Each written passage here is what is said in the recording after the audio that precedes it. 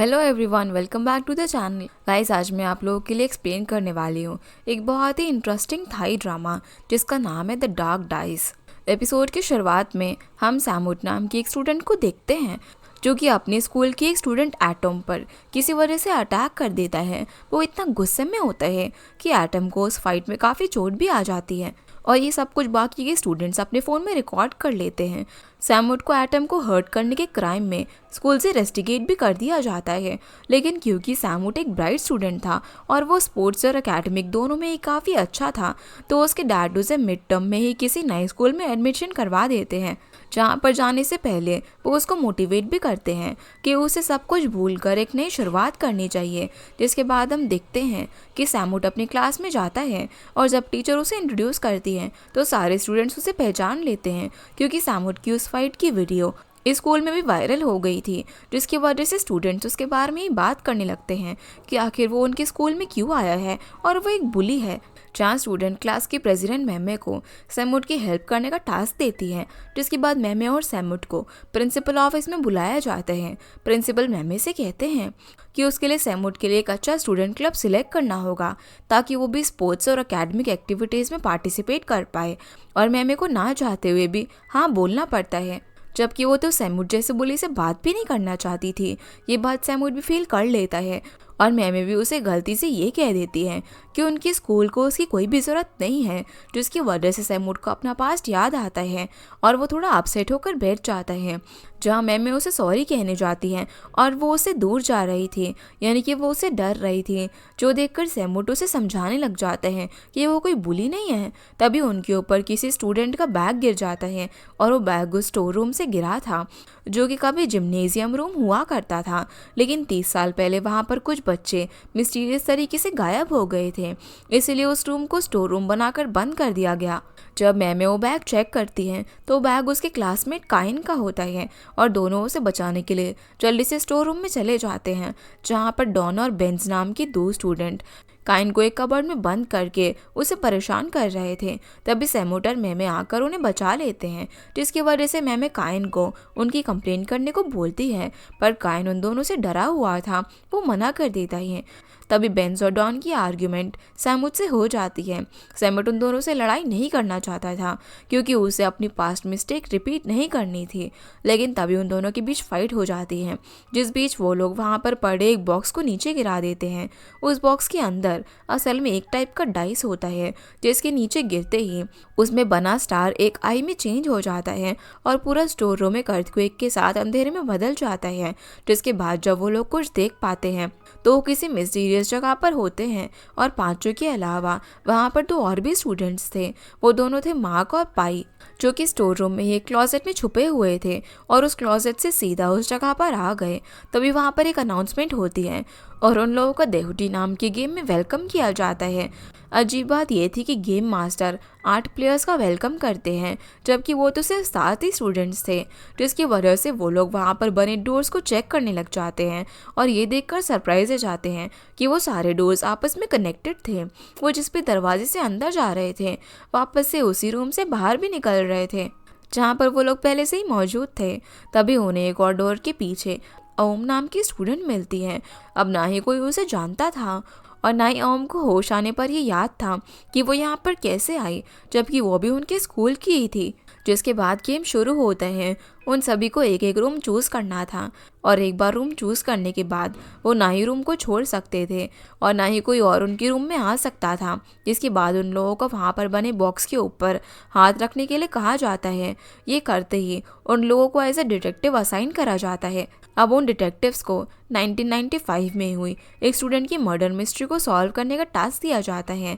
उन्हें उस स्टूडेंट की डेड बॉडी को स्कूल के अंदर ढूंढना था और वो लोग स्पेशल कॉइन्स की मदद से क्लू भी मांग सकते थे, लेकिन हर डिटेक्टिव के पास बस 3 ही कॉइन्स होने वाले थे, जिससे कि वो उस विक्टिम की स्पिरिट से क्लू मांग सकते थे और उन्हें बस यही पूछने की परमिशन थी कि क्या जिस क्लासरूम में वो है वहाँ पर बॉडी है या फिर नहीं, या फिर उस क्लासरूम की डायरेक्शन जहाँ पर विक्टिम की डेड बॉडी छुपी हुई हो सकती है और ये टास्क उन्हें पूरा करना था सिर्फ 1 घंटे में, जहाँ पर सही आंसर देने वाले डिटेक्टिव्स गेम से बाहर जा सकते थे और जो सही जवाब नहीं दे पाया उसे विक्टिम की स्पिरिट पनिश करने वाली थी। पनिशमेंट थी गेम के अंदर ही ट्रैप रहना, जो सुनकर वो लोग थोड़े डर जाते हैं। जिसके बाद उनके दरवाजे अनलॉक होते हैं और बाहर आते ही वो दरवाजे भी गायब हो गए थे। वो लोग अब स्कूल में पहुंच जाते हैं जहाँ पर उन्हें विक्टिम्स को ढूंढना था। स्कूल को देखकर वो समझ जाते हैं कि वो 2025 में नहीं बल्कि 1995 में है, जब वो विक्टिम गायब हुई थी और वहाँ से निकलने का भी एक ही रास्ता था। इसीलिए वो अपना टास्क कंप्लीट करने में लग जाते हैं। उनके सामने थी स्कूल बिल्डिंग, जो कि विक्टिम की बॉडी की लोकेशन थी, और उस बिल्डिंग के हर फ्लोर पर 4 क्लासरूम थे। यानी कि अगर वो लोग अपने कॉइन्स यूज़ भी करते तो एक टाइम पर उनके कॉइन्स ख़त्म हो जाते और बॉडी मिलने के चांसेस कम थे। लेकिन तभी काइन को एक आइडिया आता है और वो ये कहता है कि उन्हें रूम्स को एलिमिनेट कर देना चाहिए, जिसके लिए सबसे पहले 4 प्लेयर्स नीचे वाले फ्लोर पर जाएंगे और हर एक क्लासरूम में हर प्लेयर अपना एक कॉइन यूज़ करके ये पूछेगा कि क्या उनके ऊपर वाले किसी भी रूम में डेड बॉडी है। उसके बाद बाकी के 4 प्लेयर्स हर फ्लोर के फर्स्ट रूम में जाएंगे और कॉइन की हेल्प से पूछेंगे क्या उनके फ्लोर पर किसी भी रूम में बॉडी है, जिससे ये होगा कि उन सबके पास मैक्सिमम कॉइन्स बचे रहेंगे और वो गलत रूम को एलिमिनेट करके सही रूम सिलेक्ट करके बच जाएंगे। जिसके बाद वो लोग एक एक फ्लोर पर चले जाते हैं और रूम में जाने के बाद उनके सामने उन्हें एक टेलीफोन दिखता है, जिससे कि वो क्लू ले सकते थे। सभी एक एक करके क्लू लेकर बाहर आ जाते हैं, लेकिन उनमें से पाई अपना कॉइन वेस्ट कर देती है क्योंकि वो टेलीफोन पर विक्टिम के चिल्लाने की आवाज़ सुनकर डर गई थी। वो लोग अब डिस्कस करते हैं कि मेमे के रूम की जो लाइट थी वो फ्लिकर होकर ग्रीन हुई थी और उसे अपने ऊपर वाले फ्लोर पर डेड बॉडी दिखी थी। यही बेंस भी बताते हैं कि वो भी जिस रूम में था उसकी लाइट भी ग्रीन हुई थी और उसे डायरेक्शन पता चल चुका था कि बॉडी किस रूम में हो सकती है, जबकि बाकी प्लेयर्स की रूम की लाइट रेड हुई थी। अब काइन उन दोनों के क्लू से वो क्लासरूम पता लगा लेता है जहाँ पर डेड बॉडी थी। मैमे अंदर जाकर फाइनल आंसर देने जाती है, पर सरप्राइजिंगली उसका आंसर गलत था। यानी कि उनमें से किसी ने झूठ बोला था और क्लूज को खराब करने की कोशिश की थी। जो चीज़ सैमुड भी नोटिस कर लेता है, वो उन सभी को ये बताता है कि ज़रूर उन लोगों में से ही किसी ने झूठ बोला है। जिसके बाद हम देखते हैं कि उन डिटेक्टिव्स के बीच में जो स्पाई था वो बेंस था। उसे उन लोगों से अलग टास्क मिला था, जो कि ये था कि उसे डिटेक्टिव्स को बॉडी मिलने से रोकना था। और यही वजह थी कि बेंस उन लोगों को गलत क्लू दे रहा था, लेकिन ये बात डिटेक्टिव्स को पता नहीं होती। इसलिए उन सभी का शक एक दूसरे पर होता है। वो इस कंक्लूजन पर आते हैं कि या तो मेमी स्पाई है या फिर बेंस, क्योंकि उन दोनों में से किसी एक के गलत आंसर की वजह से ही उन्हें बॉडी नहीं मिली थी। इसीलिए वो उन दोनों के सिलेक्ट किए हुए रूम में जाते हैं और बेंस पहले तो बहुत ज़्यादा डर रहा था, उसके क्लासरूम में जाने से मना कर रहा होता है। पर जब मार्क और वो दोनों क्लासरूम चेक करते हैं तो मेमी का बताया हुआ क्लू गलत निकलता है और बेंस का बताया हुआ क्लू सही निकलता है। लेकिन अभी भी उन्हें बेंस पर ही शक था, क्योंकि मेमी अगर स्पाई होती तो वो खुद आगे बढ़कर डेंजर में क्यों जाती। सैमुड भी काइन से इस बारे में अलग जाकर बात करता है। काइन उसे बताता है कि इस तरीके के बोर्ड गेम्स उसने पहले भी खेले हैं, तो जो अभी स्पाई होगा उसके पास ज़रूर डिटेक्टिव्स को डिस्ट्रैक्ट करने की एबिलिटीज़ होंगी। वो एबिलिटीज़ फ्री में भी नहीं मिलती हैं, उसके बदले उन्हें ज़रूर कुछ देना होगा।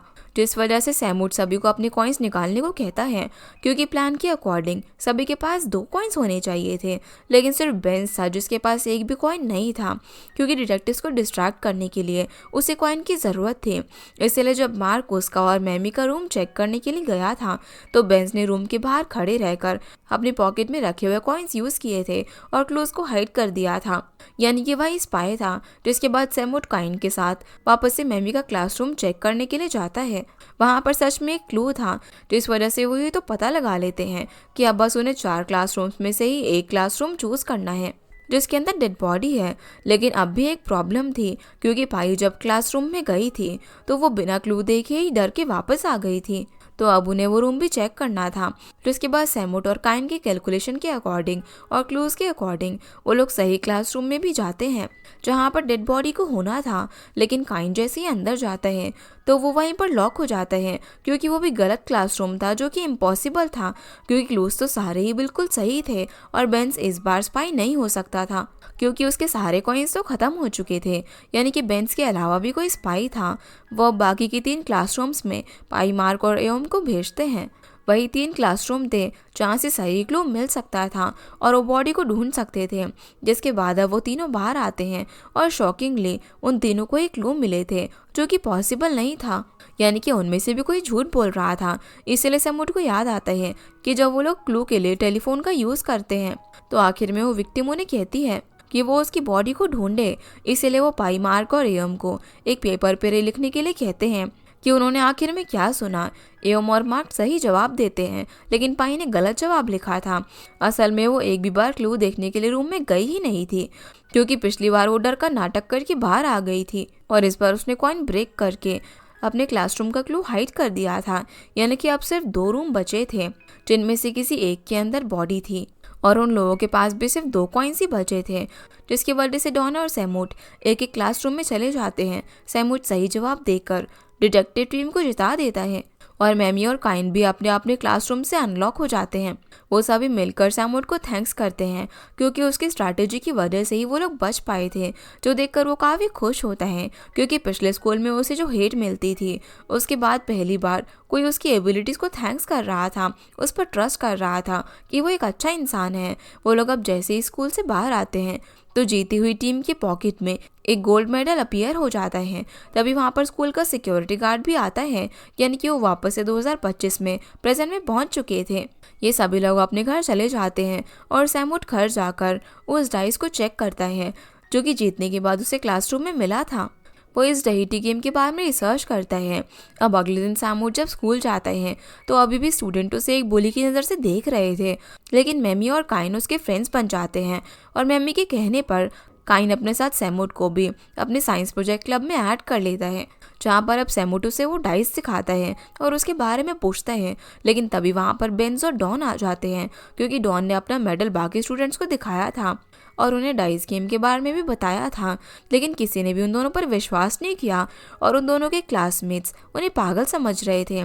इसकी वजह से डॉन और बेंस चाहते थे कि वो लोग इस बार अपने क्लासमेट्स के सामने उस गेम में जाए, जिसके लिए वो सैमूट से वो डाइस भी छीन लेते हैं और उसे फ्लोर पर भी फेंक देते हैं। लेकिन वो लोग गेम में नहीं जाते, यानी कि उन्हें एक कंडीशन और सिचुएशन की ज़रूरत थी जिससे कि वो गेम को पहले तरीके से स्टार्ट कर पाए। वो दोनों अब डाइस लेकर वहाँ से चले जाते हैं और अब सैमूट से बात करने के लिए मैमे आती है।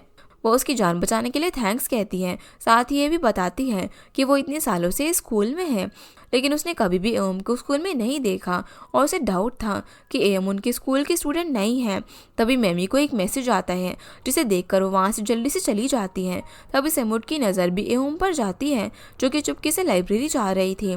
सैमूट इसके पीछे जाता है और उसे देखकर रोक लेता है कि ज़रूर एयम गेम के बारे में कुछ जानती है, वो स्कूल की भी नहीं है। तभी सैमूट को काइन के नंबर से कॉल आता है, जिस पर बेंस बात कर रहा था।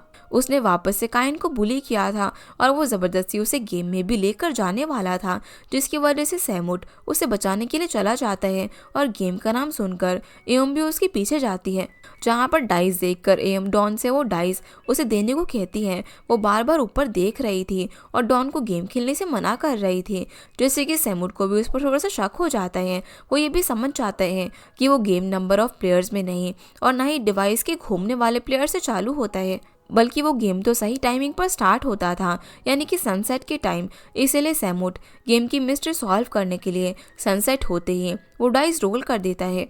जिसके बाद हम काइन के बारे में देखते हैं कि वो स्कूल का सबसे इंटेलिजेंट और ब्राइट स्टूडेंट था। वो हर चीज़ को अपनी साइंस और एबिलिटीज से प्रूव करता था।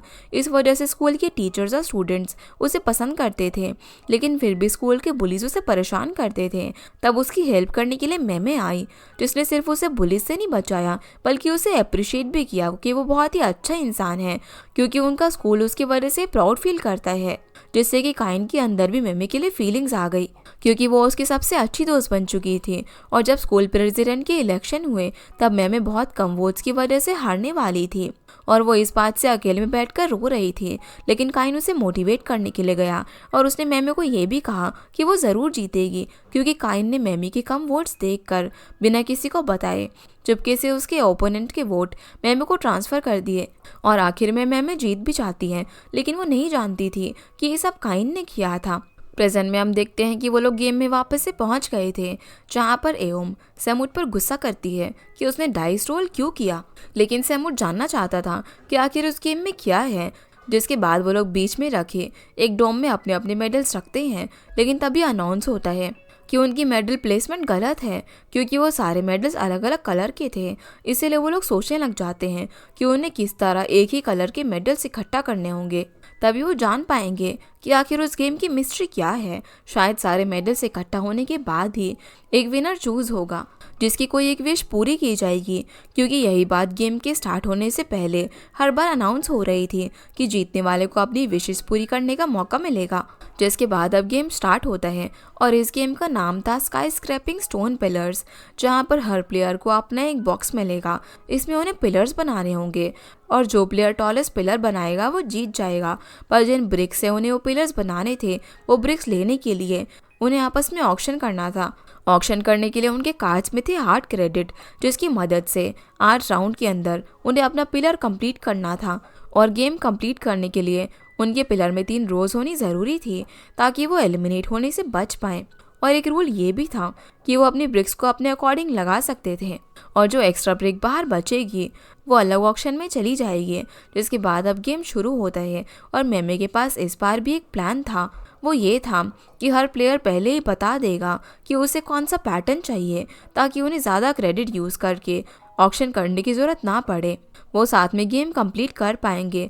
लेकिन मार्क, डॉन और बेंस इससे एग्री नहीं करते, क्योंकि इस तरीके से वो एक दूसरे को हराकर जीत नहीं पाएंगे। इसीलिए डॉन एक आइडिया रखता है कि अगर काइन और मेमी इस राउंड में बिडिंग नहीं करेंगे तो डॉन अगले राउंड में उसकी बात मान लेगा। जिसके बाद राउंड 1 शुरू होता है। सब अच्छे से बिडिंग करके अपने अपने पैटर्न्स अपने बॉक्स में लगा देते हैं, जहाँ पर सैम नोटिस करता है कि एम ने भी उसकी स्ट्रैटेजी यूज़ की थी। वो थी कि कुछ एक्स्ट्रा ब्रिक्स को एलिमिनेट करने की, जिससे कि ये हुआ था कि एक्स्ट्रा ब्रिक्स के बदले सैमूट और एम दोनों के ही क्रेडिट 1 नंबर से इंक्रीज हुए थे। अब सेकेंड राउंड में डॉन और मार्क मेमी की बातें मानने के लिए हाँ कर देते हैं। वो लोग एक एक पैटर्न सिलेक्ट भी कर लेते हैं।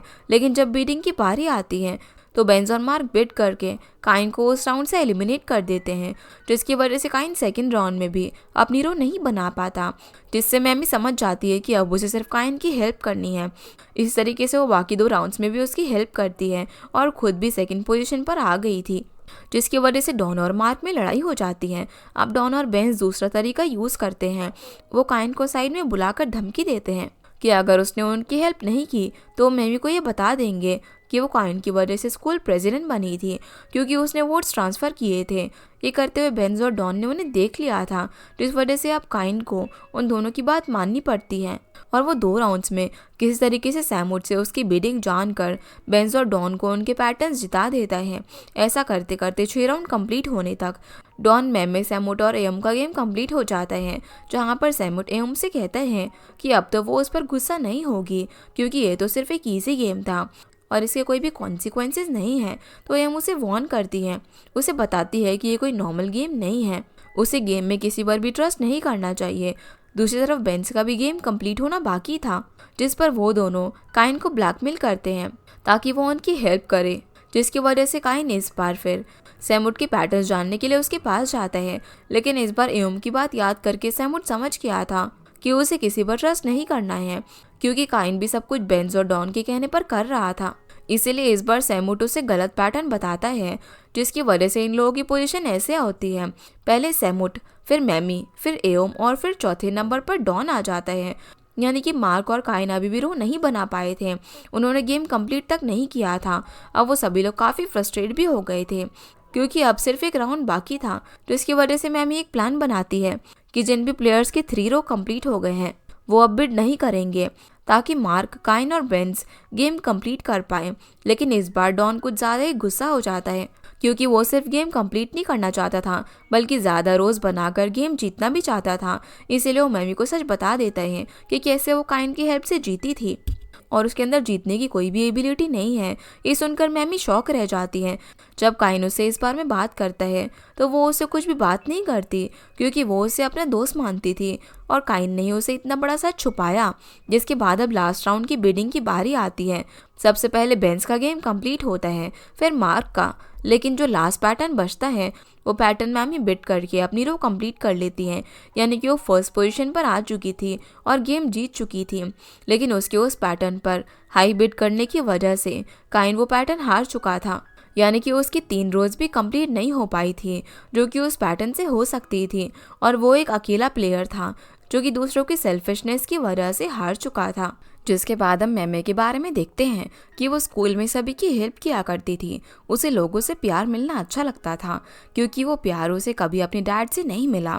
असल में मैमे के डैड एक पॉलिटिशियन थे और उसका एक ब्रदर भी था जिससे कि उसके डैड काफ़ी प्रायोरिटी दिया करते थे और उसे ही बेस्ट मानते थे। इस वजह से मैमे अपने डैड को स्कूल प्रेसिडेंट बनकर ये प्रूव करना चाहती थी कि वो भी अपने डैड की तरह कैपेबल है और वो अपने ब्रदर से कम नहीं है। लेकिन जब स्कूल प्रेसिडेंट के वोट्स में मैमी को पता चलता है कि वो हारने वाली है तो वो काफ़ी परेशान हो गई थी क्योंकि इस बार हारना उसके लिए बहुत ही शेमफुल था। इसी वजह से उसने खुद ही काइन से हेल्प ली, यानी कि काइन ने खुद वो वोट ट्रांसफ़र नहीं किए थे बल्कि उसने ये सब मैमे के कहने पर किया था। पर अब मैमे ये शो कर रही थी जैसे कि उसे कुछ पता ही ना हो। अब गेम ख़त्म होता है और मैमे को फर्स्ट आने पर 2 मेडल्स मिलते हैं, बाकी लोगों को 1 मेडल मिलता है। लेकिन कायन को मेडल के बजाय एक पेनल्टी मिलती है जिसके बारे में किसी को भी नहीं पता था कि आखिर वो पेनल्टी क्या हो सकती है। वो लोग अब गेम से बाहर रियल वर्ल्ड में आ जाते हैं और आम थोड़ी सी परेशान होती है क्योंकि उसे ज़रूर पेनल्टी के बारे में पता था। वो जानती थी कि कायन के साथ क्या होने वाला है, लेकिन वो किसी से भी इसके बारे में बात नहीं करती और वहाँ से चली जाती है। फिर हम देखते हैं कि कायन पेनल्टी के बारे में सोचते सोचते अपने घर जा रहा था। तभी मैमे उसके पीछे आती है क्योंकि वो कायन से डील के बारे में बात करने आई थी। जब कायन गेम में मैमी से अकेले में बात करने गया था तब मैमे ने उसे अपनी बात में फंसा कर ही डील कर ली थी कि कायन उसकी हेल्प करेगा गेम जीतने में, ताकि जब मैमी के पास 4 मेडल्स हो जाएंगे तो वो उन्हें डॉम में सही प्लेस करके यही विश करेगी कि डॉन के पास जो प्रूफ वीडियो है कि काइन ने वोट्स ट्रांसफ़र किए थे वो गायब हो जाए। यानी कि मैमे अपने फ़ायदे के लिए काइन को यूज़ कर रही थी। जो बात काइन समझ नहीं पाता वो बस उसे अपनी अच्छी दोस्त समझकर उसकी हेल्प करने के लिए मान जाता है।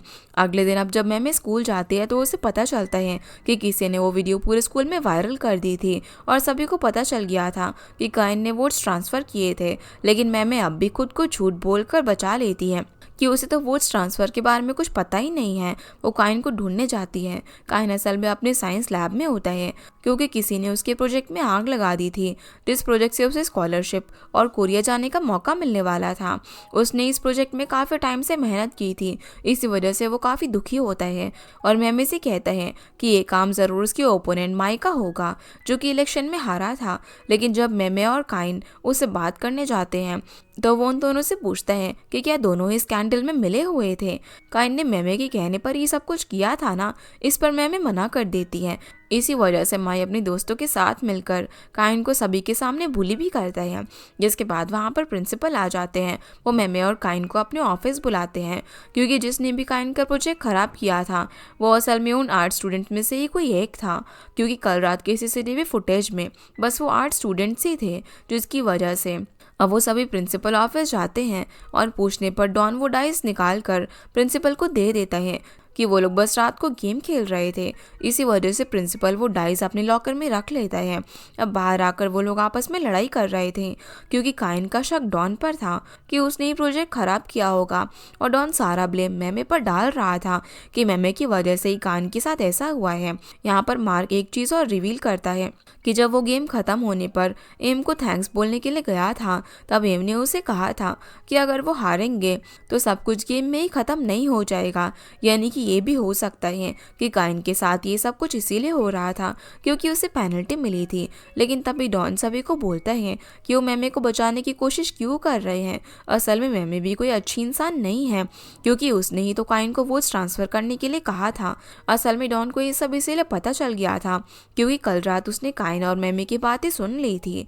जिसके बाद डॉन काइन को सबको सच बताने के लिए कहता है, लेकिन काइन बहुत ज़्यादा हर्ट हो चुका था इसलिए वो वहाँ से चला जाता है। जब मैमे भी उसके पीछे जाती है तो वो उससे भी यही कहता है कि उसने उसे धोखा दिया है, इसलिए वो उससे अब कोई भी दोस्ती नहीं रखना चाहता। जिसके बाद मैमे अपने घर जाती हैं तो उसके डैड भी उस पर गुस्सा करते हैं। उसे ये कहते हैं कि अब मैमे को अपना सारा ब्लेम काइन पर डालना होगा क्योंकि अगर उसका सच सभी के सामने आया तो उसके डैड की भी इमेज ख़राब हो सकती है। ये सुनकर मैमे को काफ़ी बुरा लगता है। वो अगले दिन स्कूल जाती है और देखती है कि जो स्टूडेंट्स उसे पहले पसंद किया करते थे वो सभी उसे अब हेट कर रहे थे। इस वजह से वो स्कूल प्रेसिडेंट की पोजीशन से रिज़ाइन कर देती है। और ये सब कुछ सैमुट भी सुन लेता है, जिस वजह से जब मैमे अकेली होती है तो वो उससे बात करने चाहता है। मैमे उसे देखकर इमोशनल हो जाती है और ये भी बताती है कि उसे तो सिर्फ अपनी डैड का एक्सेप्टेंस चाहिए था, पर उसे ही नहीं पता था कि वो इन सब की वजह से अपनी बेस्ट फ्रेंड को ही खो देगी जो सच में उसकी केयर करता था। यानी कि मैमे को अपनी गलती का एहसास हो गया था। सैमुट भी उसे अपना एक साथ शेयर करता है। वो ये था कि उसने अपने क्लासमेट एटॉम को नहीं मारा था, बल्कि वो दोनों तो उस टाइम पर बस एक दूसरे से बहस कर रहे थे और सैमुट ने गलती से उसे धक्का दे दिया, जिसकी वजह से एटम भी वापस उसे मारने के लिए आगे बढ़ रहा था। लेकिन उसी बीच वो खुद ही गलती से नीचे गिर गया और वहाँ पर बने वुडन सरफेस से उसके सर में चोट लग गई, जिससे वो कोमा में चला गया। ये बोलकर वो उसे सिर्फ यही समझाते हैं कि मैमे बुरी इंसान नहीं है, क्योंकि उसने अपनी गलती एक्सेप्ट कर ली है। जिसके बाद वो दोनों काइन की हेल्प करने का डिसाइड करते हैं। उसके लिए उन्हें सबसे पहले ये पता लगाना था कि आखिर काइन की प्रोजेक्ट में वो गेम की वजह से लगी थी या फिर किसी ने जानबूझकर वो किया था। यही पता लगाने के लिए वो गेम की स्टार्टिंग में जाते हैं, यानी कि जिम्नेजियम रूम में। वहाँ पर उन्हें वो बॉक्स भी मिल जाता है जिसके अंदर से वो डाइस गिरा था। उस बॉक्स पर लिखा होता है बोर्ड गेम क्लब, जिसके साथ उन्हें पानिया नाम की एक स्टूडेंट की डायरी भी मिलती है जिसमें गेम के बारे में लिखा था। असल में ये गेम 1995 में बना था, यानी कि 30 साल पहले, जिसकी वजह से अब वो दोनों पानिया के बारे में पता लगाने के लिए लाइब्रेरी चले जाते हैं, क्योंकि वो ज़रूर उनकी स्कूल की कोई स्टूडेंट रही होगी। वो स्कूल की पुरानी ईयर बुक्स चेक करते हैं, कोई भी उन्हें पानिया नाम की स्टूडेंट नहीं मिलती, क्योंकि वहाँ से 1995 की ईयर बुक ही गायब थी। और तब सैमुट नोटिस करता है कि उस दिन उसने एयम को भी लाइब्रेरी में देखा था और जिस जगह पर एयम खड़ी थी वहाँ पर जाकर सैमुट ईयर बुक ढूंढता है तो उसे वो मिल जाती है। लेकिन उस ईयर बुक से एक पेज किसी ने चुरा लिया था और सैमुट को यकीन हो जाता है कि ज़रूर इस सब के पीछे एयम है, उसी ने ही पानिया वाले पेज को चुराया होगा। दूसरी तरफ हम एयम को देख पाते हैं, उसके हाथ में वही पेज होता है जिसमें पानिया की डिटेल्स थी। और इसी के साथ हमारा ये एपिसोड यहीं पर ख़त्म हो जाता है। तो गाइस, ये थी आज की वीडियो एंड आई होप आप लोगों को ये वीडियो पसंद आई होगी। तो इस वीडियो को लाइक कर चैनल को सब्सक्राइब ज़रूर कीजिएगा। आपसे फिर मिलते हैं इस ड्रामा के अगले एपिसोड में, तब तक के लिए गुड बाय।